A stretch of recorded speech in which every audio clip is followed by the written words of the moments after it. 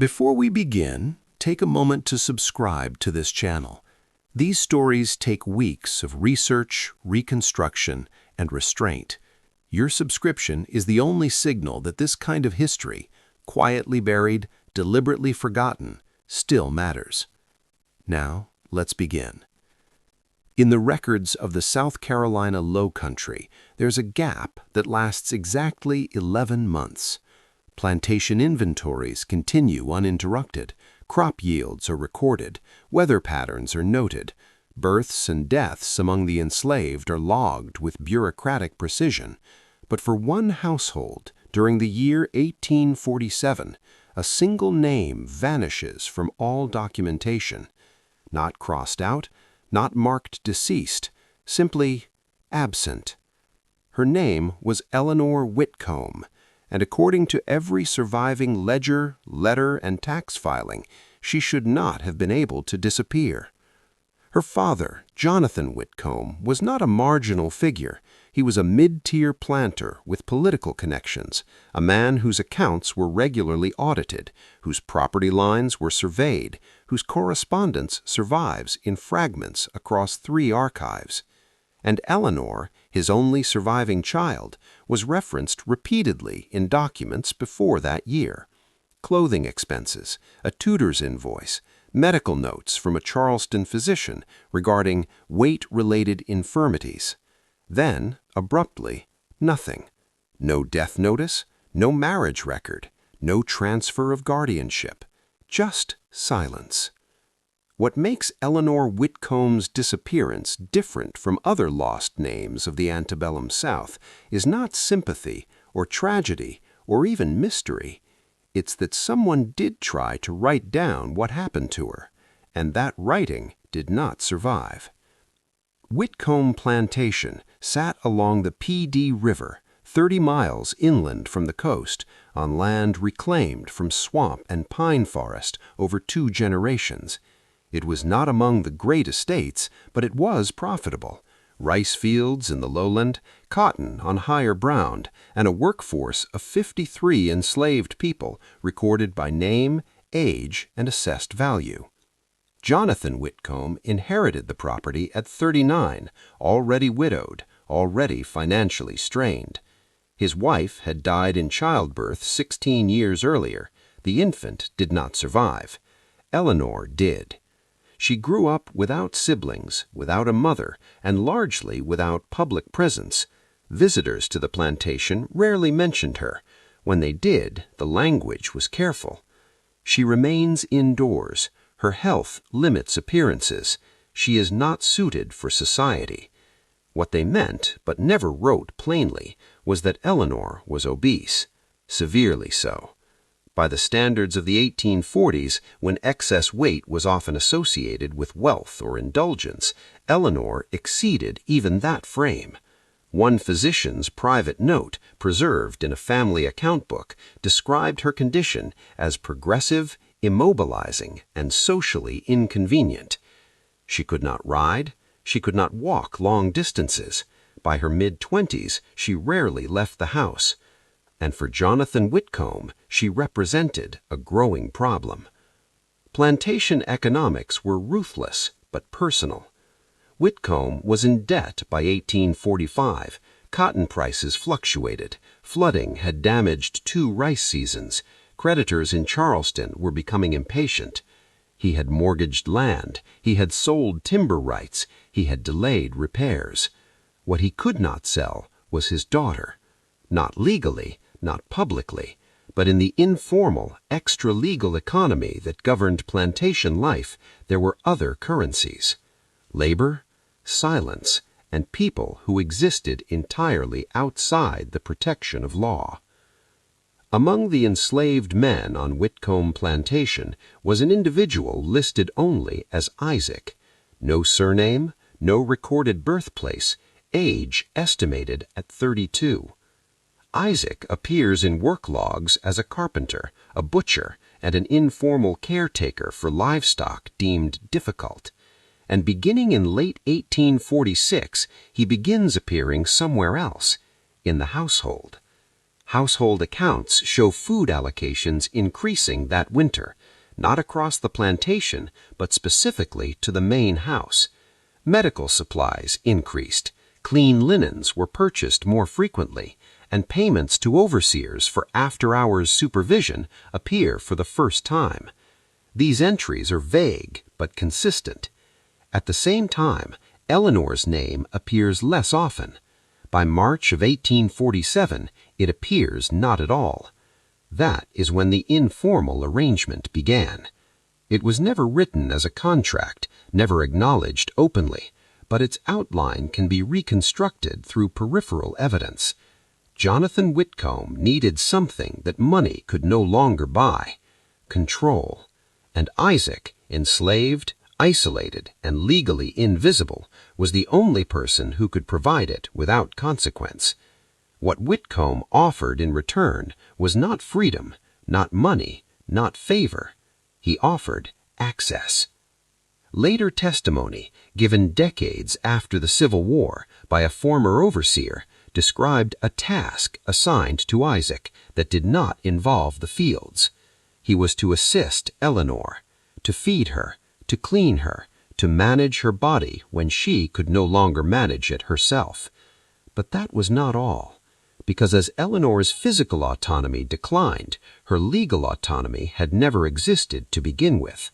She could not consent, she could not refuse, and Isaac, bound by coercion and violence, could not escape.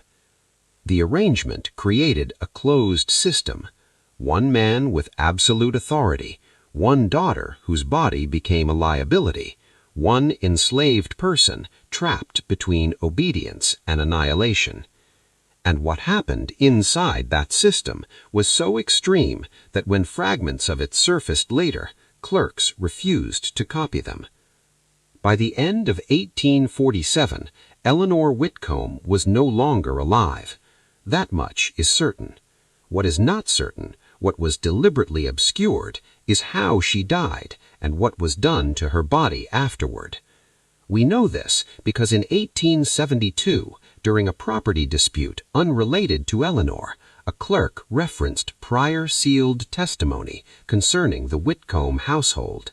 That testimony was requested and denied. The reason given was simple: it contains material not suitable for transcription. In the next part of this story, we will examine the surviving fragments of that testimony, the physical changes observed by those forced to witness the arrangement, and the moment when control gave way to something far worse. Because Eleanor Whitcomb did not simply die, her body became evidence, and someone made sure it was never officially seen. By the summer of 1847, the Whitcomb house had changed its rhythm. Windows on the eastern wing were kept shuttered even during daylight. Meals were no longer taken communally. Servants rotated duties more frequently, and none stayed assigned to the same corridor for more than a week. This was not compassion. It was containment. People who worked inside the house began to notice details that did not fit ordinary illness. The sounds, first of all. Furniture being moved at odd hours. The repeated dragging of something heavy across wooden floors. A low, rhythmic breathing that did not belong to a single person. But no one asked questions. On a plantation, curiosity was a liability. Isaac's movements became tightly controlled. He was removed from field work entirely and reassigned to indoor assistance. This was unusual. Skilled laborers were rarely spared during peak season, but Whitcomb insisted. A new lock was installed on the eastern wing door. The key never left Whitcomb's person. And the ledger entries changed. Food was no longer listed by household or staff. It was listed by quantity alone. Meat, milk, sugar, rendered fat, in amounts that did not correspond to a single person's needs. The surviving enslaved testimonies, recorded in fragments decades later, describe Isaac as changing rapidly during this period. He lost weight. He stopped speaking unless spoken to. He slept in short intervals, often in hallways rather than quarters. One witness recalled that his hands were always bandaged. Another recalled that he smelled constantly of lye and iron. No one knew exactly what he was doing inside the eastern wing, but everyone knew it was something that could not be undone. The arrangement Whitcomb had imposed was meant to solve a problem. Instead, it created a second one. Eleanor's condition did not stabilize, it accelerated. Without movement, without sunlight, without social presence, her body changed in ways that no physician had been prepared to manage. Skin infections appeared, circulation worsened, pressure injuries formed where her body met furniture, bedding, the floor. And Whitcomb refused to summon a doctor, not because he feared cost, but because doctors wrote things down. What survives of Eleanor's physical state comes not from medical notes, but from something far more revealing: waste records. In September of 1847, the plantation's disposal logs show a sudden increase in refuse removal from the house. Not kitchen waste, not broken furniture, organic material, disposed of off-site. At first, this could be explained away as cleaning.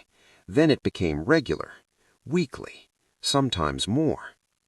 This is where the story becomes difficult, not because of what is described, but because of what is missing.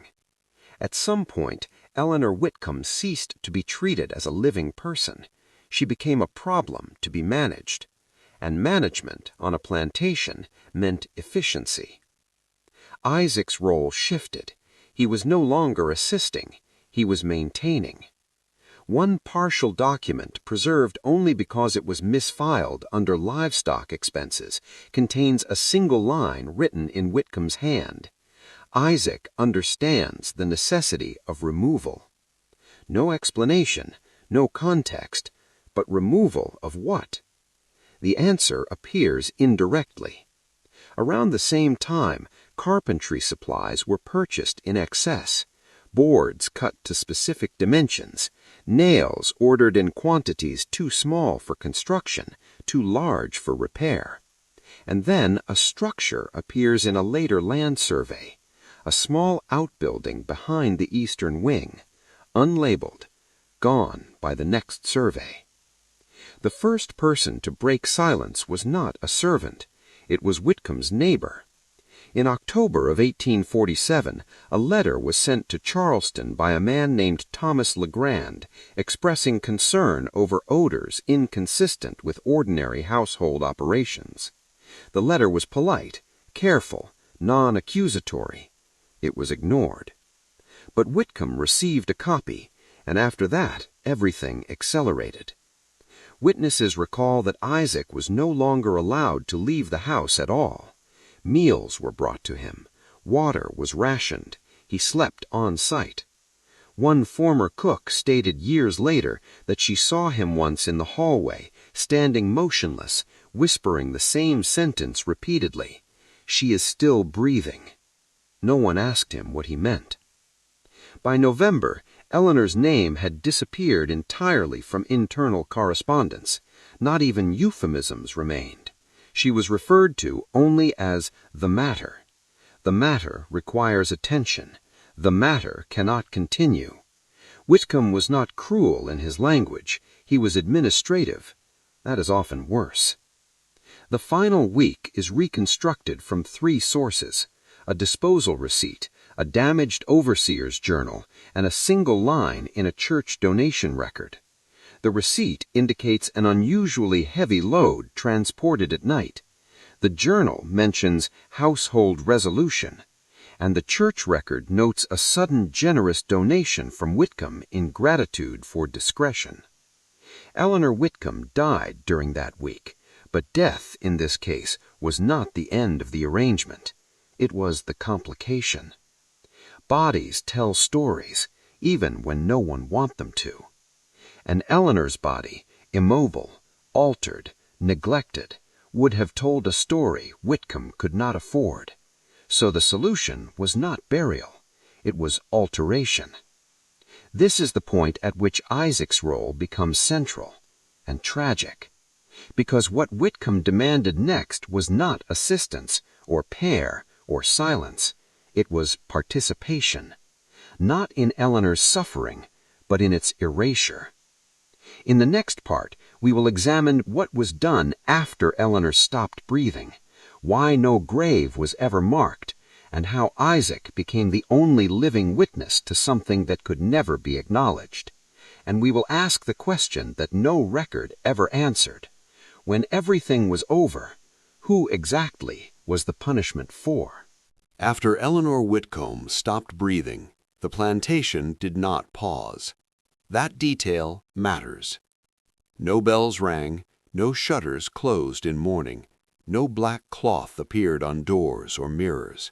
Instead, the Whitcomb household became quieter, not calmer, not relieved, quieter in the way a room becomes quiet when everyone knows they should not speak. There is no death record for Eleanor. This is not unusual for enslaved people. It is extremely unusual for a plantation owner's daughter. The absence was deliberate.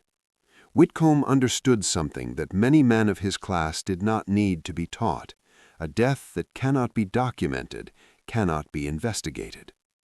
But a body still exists, and Eleanor's body was, by every surviving indication, impossible to present. What exactly had happened to her body before death is never described directly in any surviving material. Instead, it appears in secondary language. One overseer wrote of irreversible alterations. Another referenced damage inconsistent with natural illness. A later clerk used the phrase conditions unfit for viewing. These are not the words of people trying to be polite. They are the words of people who did not want to explain. The outbuilding behind the eastern wing was repurposed immediately, not as storage, not as a workshop, as a place of work. Isaac was moved there, locked in, supplied with tools, water, and instructions, and for the first time since the arrangement began, Whitcomb stopped visiting. This detail appears again and again in testimonies. Whitcomb could order what followed, but he could not watch it. That task belonged entirely to Isaac. What Whitcomb demanded was simple in concept and horrifying in execution. The body had to stop being recognizable, not destroyed, not disposed, transformed into something that could not accuse. The methods used were not sophisticated. They did not need to be. Plantations were already equipped for dealing with flesh. Slaughterhouses, butchering tables, rendering pits. What distinguished this situation was not technique, but intent. Eleanor Whitcomb was not treated as an animal. She was treated as a problem that once was human. That distinction matters. One former enslaved man, interviewed in the 1880s, described seeing smoke from the outbuilding that smelled wrong. Not like cooking, not like burning wood, like something being reduced. Another recalled that wastewater from the area was diverted away from the fields and into a trench that was later filled and flattened. No crops ever grew there again. Isaac did not emerge from the outbuilding for 6 days. Food was slid under the door. Water followed. No one spoke to him, because by then everyone understood that he was doing something no one else could afford to know about. When the door finally opened, Isaac did not step out immediately. A witness described him sitting just inside the threshold, unmoving, for several minutes. When he did stand, he did not look at anyone. His hands were permanently damaged.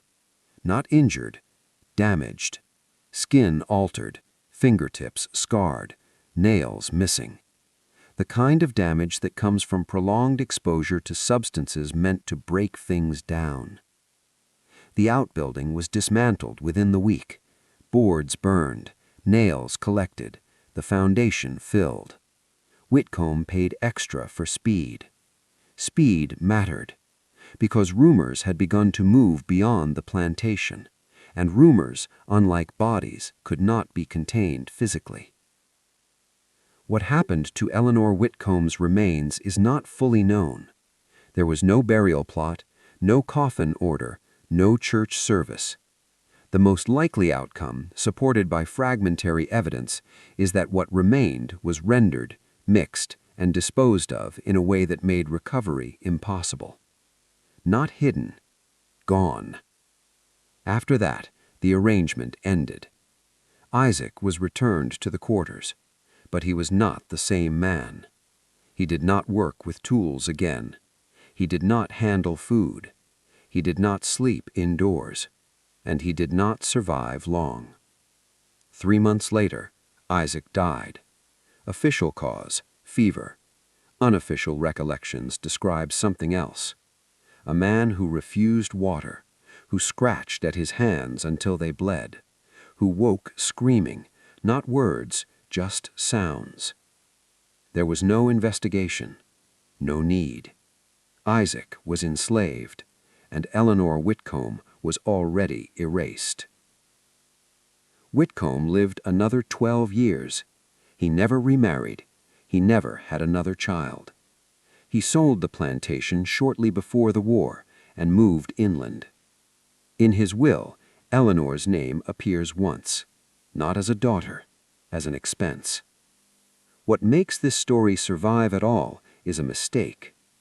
In 1872, when the Whitcomb estate was challenged by distant relatives, a clerk attempted to assemble all relevant sealed materials.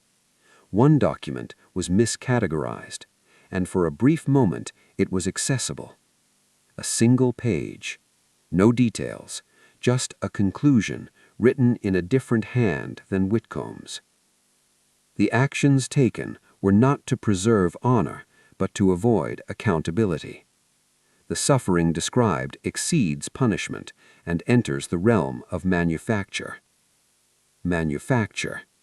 Not neglect, not accident, not tragedy. Manufacture. In the next part, we will examine how this page disappeared again, why no charges were ever filed, and how the Whitcomb story quietly influenced later legal language around unsuitable materials. Because Eleanor Whitcomb was not just erased, she was used. The page should not have existed. That is the only reason it mattered. Court clerks in the Reconstruction era were not careless men. They handled estates built on blood and silence every day. They knew which papers were meant to be seen and which were meant to be sealed forever. But this clerk, new, overworked, unfamiliar with antebellum filing conventions, placed the Whitcomb document in the wrong stack. For exactly 9 days, it was available. Long enough to be read, long enough to be summarized, long enough to change hands. Then it vanished. No official record explains its removal. There is no note of correction, no withdrawal order, no marginal comment. It simply ceases to appear in subsequent inventories. But references to it do not. In the years that followed, a peculiar phrase begins to surface in unrelated legal contexts across South Carolina and Georgia. Material unsuitable for transcription. The wording is almost identical each time. Not indecent, not obscene, not inadmissible, unsuitable. The phrase appears in estate disputes, in property transfers, in guardianship cases involving adult dependents. It becomes a way to acknowledge something without describing it, a legal blindfold. One law professor writing in the early 1900s noted this linguistic shift without explanation. He called it an inherited caution. He was closer to the truth than he knew. The Whitcomb page did not accuse Jonathan Whitcomb of a crime. That is important. It did not need to. Instead, it outlined a logic, a reasoning process that justified what had been done without naming it. The document framed Eleanor's body as a site of risk to reputation, risk to property, risk to legacy. And once framed that way, everything that followed became, in the language of the page, preventative. This is how violence survives institutions, not through cruelty, through administration.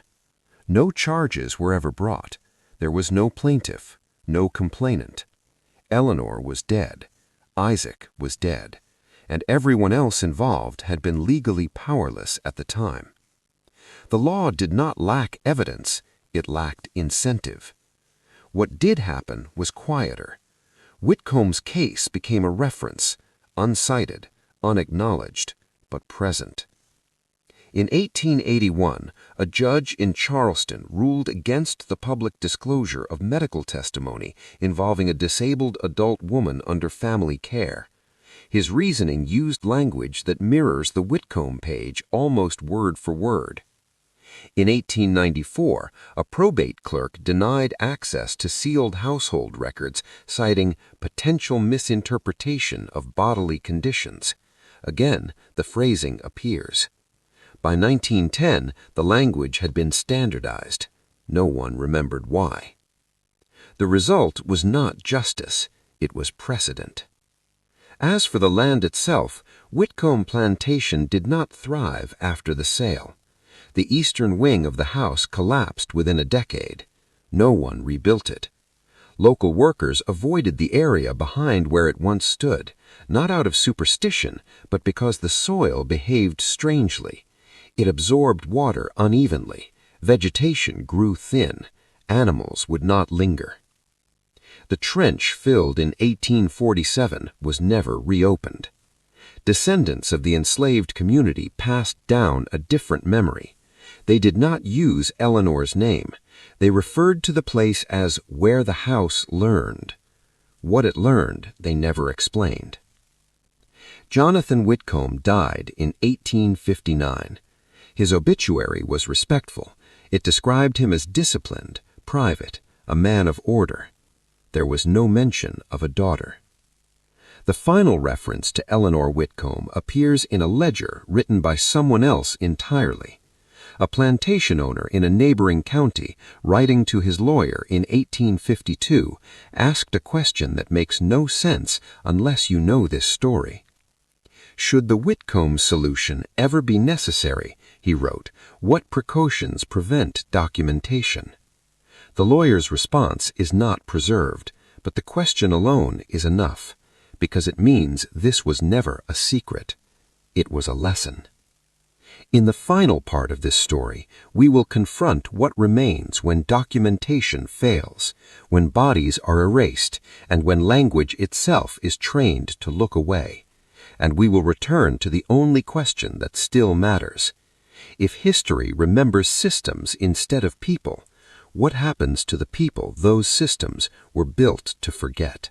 History does not forget everything. It forgets selectively. What disappears first are not events, but people who no longer serve a narrative. Eleanor Whitcomb was inconvenient to remember, not because she suffered, not because she died, but because her existence exposed how easily care becomes control, and how quickly control becomes permission. There is no portrait of Eleanor. This is unusual for a family of Whitcomb's standing. Even minor planters commissioned likenesses of children, proof of lineage, inheritance, continuity. If a portrait ever existed, it was destroyed, not lost, destroyed, because images accuse in ways words cannot soften. What remains instead are outlines. A woman whose body exceeded what society knew how to name. A father whose authority was absolute and unchallenged. A system that provided him every tool he needed and then looked away. This was not an aberration. It was an extreme application of normal rules. After Reconstruction, as the South restructured itself legally, stories like Eleanor's were quietly absorbed into policy without attribution. Institutions learned. Hospitals learned how to deny responsibility through phrasing. Courts learned how to seal without explanation. Families learned how to frame disappearance as discretion. And society learned how to confuse silence with dignity. Isaac, too, is barely remembered. There is no marker for him, no record beyond the plantation ledger. But among descendants of the enslaved community, his story did not vanish. It changed shape. In those tellings, Isaac is not named as a participant. He is named as the one who carried something no human should have been asked to carry: knowledge. One oral account ends the story this way: he didn't die sick, he died full. Full of what is never said. What makes the Whitcomb case disturbing is not just what happened inside the house, it's what happened afterward. Nothing. No reckoning, no punishment, no acknowledgement. The system functioned exactly as designed. When historians later searched for Eleanor Whitcomb, they often concluded the same thing: there is insufficient evidence to determine her fate. That sentence appears reasonable. It is not, because insufficient evidence is not the same as absent evidence. It is evidence that has been managed. Somewhere between 1847 and now, Eleanor Whitcomb ceased to be a person in the historical record and became a caution embedded in procedure. Her body was erased, her name was minimized, her story was reduced to a phrase clerks could use to avoid writing things down. That is how power preserves itself. If there is any form of justice left in this story, it exists only here. The system that protected Jonathan Whitcomb no longer exists in its original form, but the instincts remain. Whenever suffering is reframed as management, whenever silence is mistaken for mercy, whenever language is used to avoid accountability, the Whitcomb solution echoes. Eleanor Whitcomb was never officially buried, but she was not lost. She was hidden. And what is hidden can still be uncovered, not through records, not through archives, but through refusal to accept that silence means nothing happened. If you stayed until the end, you already understand something important. Some histories survive only because someone chooses to tell them carefully. If this story mattered to you, subscribe. Not for entertainment, not for shock, but because remembering what was never written down is the only way to stop it from being repeated. History does not forget everything. It forgets selectively. What disappears first are not events, but people who no longer serve a narrative. Eleanor Whitcomb was inconvenient to remember, not because she suffered, not because she died, but because her existence exposed how easily care becomes control, and how quickly control becomes permission. There is no portrait of Eleanor. This is unusual for a family of Whitcomb's standing.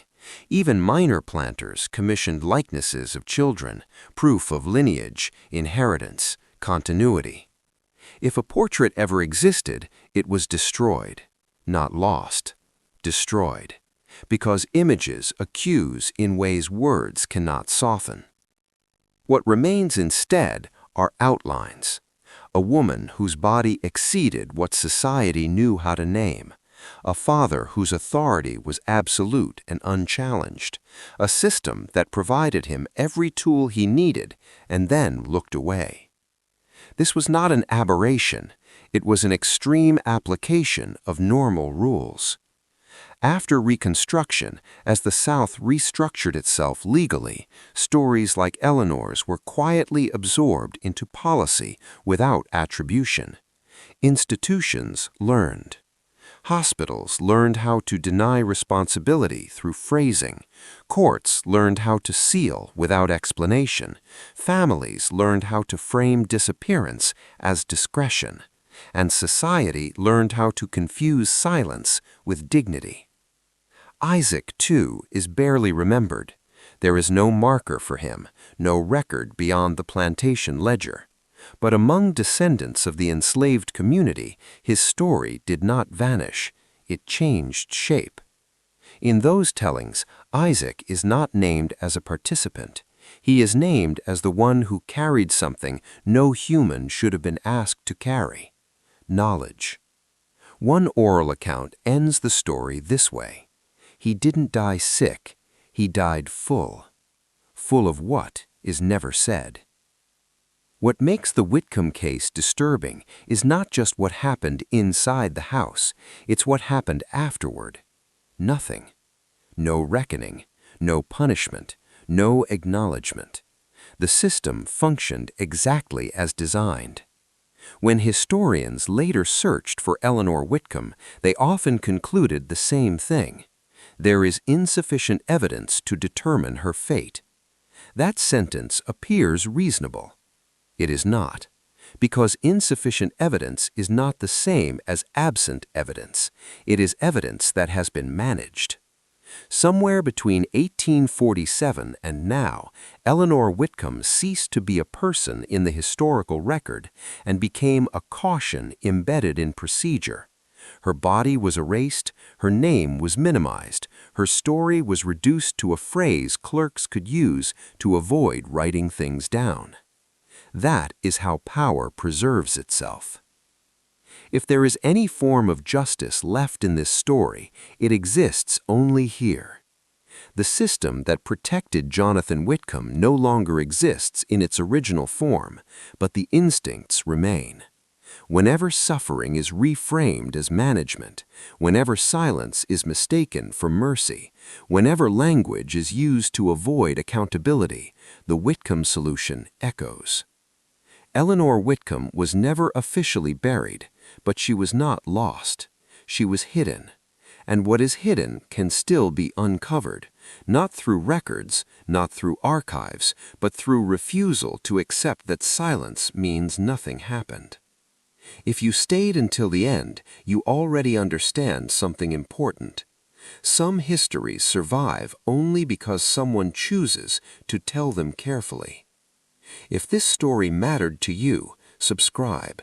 Not for entertainment, not for shock, but because remembering what was never written down is the only way to stop it from being repeated.